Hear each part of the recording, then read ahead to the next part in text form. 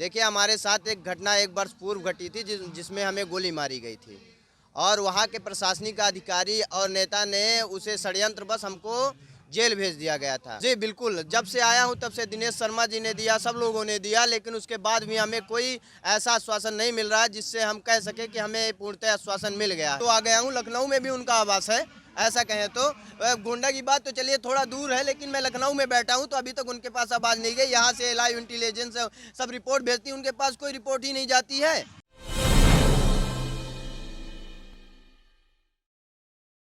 स्वागत है आपका मूव मीडिया में। आपने हमारे चैनल पे देखा होगा लगातार एक जो हमारे चाहे वो प्रदेश हो चाहे देश हो, वो ब्राह्मणों के साथ में, बाबा के साथ में, संतों के साथ में हमेशा कुछ ना कुछ गलत हो रहा है। अब भाजपा की सरकार होते हुए भी ऐसी चीज़ें अगर देखने को मिल रही हैं तो बहुत शर्म की बात है। और खुद भाजपा के सांसद ब्रजभूषण शरण सिंह जो है, उन्होंने संतों के ऊपर अत्याचार किया है गोंडा में। उसी के लिए धरना प्रदर्शन लगातार यहाँ पे जो संत हैं वो कर रहे हैं। आज तकरीबन 100 दिन के आसपास हो गया है, लगातार वो यहाँ पे बैठे हैं। जानते हैं कि अभी सरकार ने क्या बोला है, क्यों नहीं इनकी बातें मान रही हैं, क्यों अपने सांसद को बचाने की कोशिश में है, क्यों इन संतों की बातें नहीं मान रही हैं। पहले तो हमको बताइए, थोड़ा छोटे में ही बताइएगा कि क्या दिक्कतें आई थी जिसकी वजह से आप यहाँ पे आए। देखिए, ऐसा है, मैं मनोरमा उद्गम स्थल का पुजारी सम्राट दास हूँ। बीते मैं 60 दिनों से इको गार्डन पर आमरण अनशन कर रहा हूँ। इसके बाद भी यहाँ के जो प्रशासनिक अधिकारी हैं या नेता हैं, कोई ऐसा हमारे पास नहीं आया जो हमारी शुद्ध खबर ले सके। देखिए, हमारे साथ एक घटना 1 वर्ष पूर्व घटी थी जिसमें हमें गोली मारी गई थी और वहाँ के प्रशासनिक अधिकारी और नेता ने उसे षड्यंत्रवश हमको जेल भेज दिया गया था, जो कि हमारे गोली सीने के ऊपर लगी थी और अगर थोड़ा सा नीचे लगती तो मैं एक्सपायर हो जाता। लेकिन उसके बाद भी मैं बचा और यहाँ संघर्ष कर रहा हूँ बीते 60 दिनों से। और एक घटना हमारे साथ 4 अक्टूबर को घटी, जिसका वीडियो भी साक्ष्य है।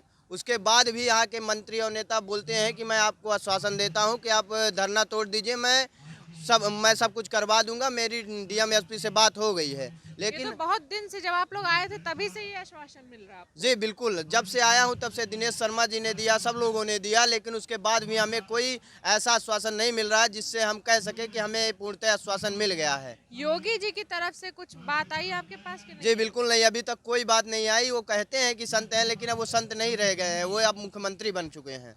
सही कह रहे हैं। अगर संत वो होते आज के समय पे, अगर मुख्यमंत्री जी संत होते तो संतों को यहाँ पे बैठ के ना धरना प्रदर्शन नहीं करना पड़ रहा होता और उनकी बात कब की मान ली गई होती।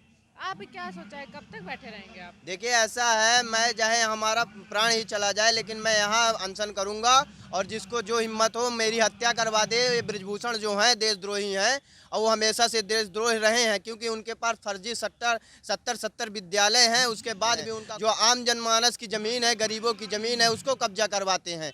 अपना स्वयं का नहीं देख पाते हैं कि वो कितने बड़े देशद्रोही हैं। वो कम से कम कितने लोगों को जला नहीं दिए, मार नहीं दिए, लेकिन उसके बाद भी योगी महाराज जी चुप हैं। बड़े दुर्भाग्य की बात है कि मैं संत इतने दिनों से बैठा हूँ, उसके बाद भी कहते हैं कि वो संत हैं। हमें तो नहीं लगता है कि अब वो संत रह गए हैं, अब तो वो मुख्यमंत्री बन चुके हैं। उनको तो किसी का ध्यान ही नहीं है। मैं कितनी बार जनता दरबार में नहीं गया, कितनी बार उनको मिलने की कोशिश नहीं की, सबके पास मैं गया, स्वतंत्र देव जी के पास में गया, लेकिन कोई भी सब आश्वासन देते कि महाराज जी मैं आपका काम करवा दूंगा। लेकिन अभी तक कोई हमको ऐसा आश्वासन नहीं दिया गया जिससे मैं कह सकूं कि मुझे अनिवार्य हो जाए कि मेरा पूर्णतः काम हो गया है।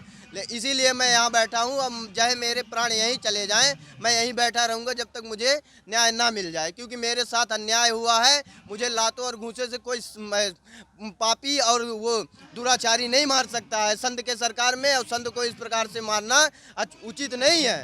बड़े दुर्भाग्य की बात है। संत की सरकार में होने से मतलब ही नहीं है। संत को ऐसे मारना, उसके मठ पे कब्जा कर लेना, ये खुद में ही एक बहुत ही गलत चीज है। जी बिल्कुल बिल्कुल, लेकिन अभी तो संत की सरकार है ना, हम इसलिए बता रहे हैं कि योगी जी एक संत हैं, कहते हैं गोरखपुर पीठाधीश्वर हैं, उसके बाद भी वो चुप हैं। हमारी ऐसी बात नहीं है कि उनके तक ना पहुंची हो। दूरी भी नहीं गोंडा से गोरखपुर की, कि बहुत ज़्यादा दूरी हो, कि बात भी नहीं उन तक पहुंच रही हो, ऐसा कुछ, ऐसी बात भी नहीं है। संत वहाँ के हैं तो बगल में ही गोंडा है, ज़्यादा दूर भी नहीं है। जी बिल्कुल बिल्कुल, मैं लखनऊ में भी तो आ गया हूँ, लखनऊ में भी उनका आवास है, ऐसा कहें तो।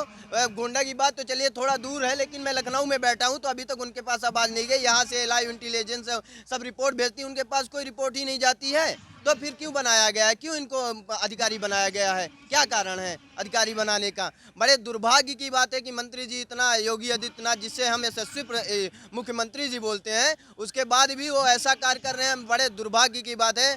मैं चाहे प्राण मेरे चले जाए, मैं यहीं बैठा रहूँगा, चाहे कुछ भी हो जाए। तो अभी देखिए ये बाबा हैं और संत हैं। मैं बताती हूँ कि हुआ क्या था। इन लोगों के साथ इनका जो मठ है उस पर कब्जा कर लिया था जो और कब्जा करते वक्त जितने भी वहाँ पे संत मौजूद थे उन सबके साथ हाथापाई करी गई, गुंडे लोग भेजे गए, गोलियां चलाई गई, डंडों से मारा गया। बहुत सारे जो संत हैं वो जख्मी भी हुए और उनसे उनका मठ छीन लिया गया। पहली चीज़ ये है कि एक सांसद के पास 70 से भी ज़्यादा कॉलेज होना ये कहाँ तक सही लगता है, क्योंकि एक सांसद की जितनी भी सैलरी होगी वो इतने नहीं बना सकता। इसका मतलब है कि वो कहीं ना कहीं जो भ्रष्टाचार की सीढ़ियाँ बहुत ऊंचे तक चल चुके हैं जो सांसद जी हैं, साथ में शर्म पूरी तरीके से घोल के पी चुके हैं, क्योंकि आज के टाइम पे इतने दिन से ये बाबा यहाँ पे बैठे हुए हैं, संत हैं, संतों की सरकार है, तब भी इनके साथ किसी भी तरीके का न्याय नहीं हो रहा है। और जो सरकार है वो अपने सांसद को देख रही है, लेकिन ये नहीं देख रही, अपने धर्म को नहीं देख रही है कि उसकी सुरक्षा कैसे करें, मंदिर को, मठ को कैसे बचाएं। ये खुद जो है वो योगी जी को सोचना चाहिए कि वो खुद संत हैं और सबसे पहली चीज़ आती है वो मंदिर और एक मठ आता है एक हिंदू के लिए, हिंदू धर्म के लिए जो सबसे ज़्यादा महत्वपूर्ण है। तो अपने धर्म की रक्षा खुद हिंदू ही उस चीज़ को मिटा रहा है, ब्रजभूषण शरण सिंह ही इस चीज़ को हटा रहे हैं, मिटा रहे हैं जो इनका मठ है। और उसके लिए ये लोग यहाँ पे बैठे हुए हैं, इनके साथ जो अत्याचार हुआ उसकी तो बात ही हटा दीजिए। आज ये लोग अपनी जगह के लिए, अपने मंदिर के लिए यहाँ पे खड़े हैं।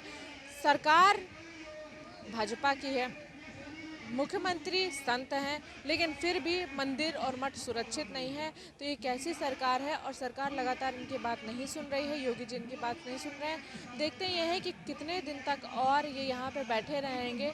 आज कम से कम 2-3 महीना हो गया है लगातार यहाँ पे बैठे हैं, धरना प्रदर्शन कर रहे हैं, लेकिन सरकार इस बात को कहीं से भी सुन नहीं रही है और इनके मठ और मंदिर को कहीं से भी बचाने की प्रयास नहीं कर रही है।